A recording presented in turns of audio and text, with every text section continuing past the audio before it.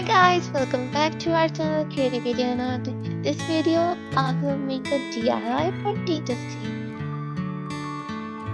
To make this you need cardboard, thermocol, glue, tape, paper, scissors and some homemade sticker.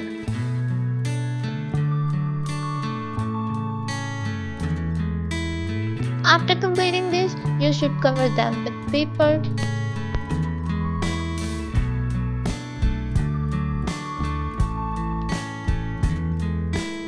Now apply homemade stickers on it.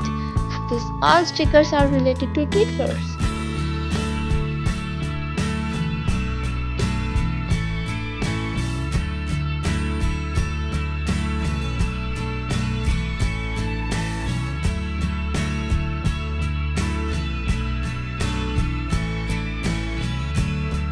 This is very simple DIY that you can easily make, and it also looking pretty.